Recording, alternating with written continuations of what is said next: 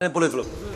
নামাজের মধ্যে যেটা নামাজ পড়ার পরে যেটা মানে মজা আসে না, নামাজে মজা আসে না। এক্সেলেন্ট, খুব গুরুত্বপূর্ণ। আমাদের এই সমস্যা অনেকের আছে না, মানে নামাজের মধ্যে মন বসাতে পারেন না। এই তো বসেন, থ্যাংক ইউ। নামাজে কিভাবে মন বসবে? নামাজে মন বসার জন্য আপনাকে মনে করতে হবে মোবাইলের স্ক্রিন লিখতে হবে। মোবাইলের স্ক্রিনে আমরা স্ক্রিনের মধ্যে ওয়ালপেপার দেই না? ওয়ালপেপার দেই কিনা বলেন না? প্রত্যেকের মোবাইল স্ক্রিনে ওয়ালপেপার আছে। আপনি একটা কাগজে লিখে রাখবেন যে একটু পরেই মারা যাব, একটু পরেই মারা যাব। এই লাইনটা লিখে একটা কাগজে ছবি তুলবেন, অথবা মোবাইলে লেখা যায় এরকম লিখে আপনি এটা স্ক্রিনে রাখবেন। আপনি উজুখানায় গেছেন, ওটা একটু দেখবেন, একটু পরেই তো মারা যাব। তার মানে this is the last opportunity of your life. এই আজকের উজু আপনার জীবনের শেষ উজু। একটু জোরে বলেন ভাই সুবহানাল্লাহ। আমি 2 রাকাত নামাজ পড়তে বলবো কালকে আপনাকে এইভাবে। যদি আপনি পড়তে পারেন, আপনি আর কখনো নামাজ ছাড়বেন না।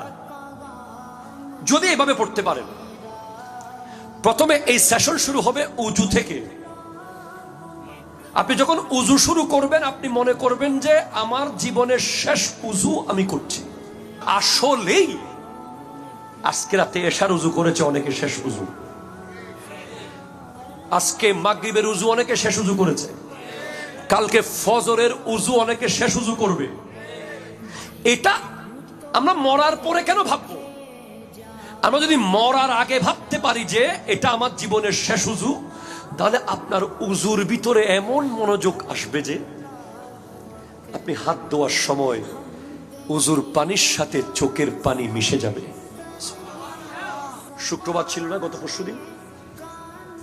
আপনারা জুমা পড়েছেন না? 2 রাকাত পরে কে কে বের হয়েছিলেন?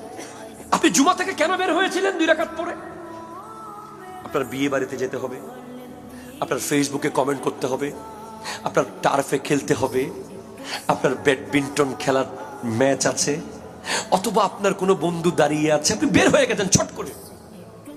বিয়ে বাড়িতে যাওয়া যদি কোনো হারাম কাজ না থাকে, সেখানে দাওয়াত খেতে যাওয়া জায়েজ। আপনার একটা শতাব্দীর মিটিং ছিল, মিটিং এ যাওয়া জায়েজ। আপনার একটা পারিবারিক ব্যক্তিগত প্রোগ্রাম ছিল, জায়েজ। কিন্তু আপনি মুত্তাকির সর্বোচ্চ লেভেলে যেতে চাচ্ছেন, তখন আপনি ওই জায়েজ কাজটাকেও বর্জন করেছেন। আপনি চেয়েছেন যে আমি মসজিদে আরো কিছুক্ষণ থাকবো, আরো কিছুক্ষণ থাকবো। যে ব্যক্তি আল্লাহর সাথে বেশিক্ষণ থাকার জন্য জায়েজ কাজকেও বাদ দিতে পারে, সে সর্বোচ্চ মুত্তাকি। যেমন শেখ সুলতান সৈয়দ আব্দুল কাদের জিলানী রহমতুল্লাহ আলাইহি।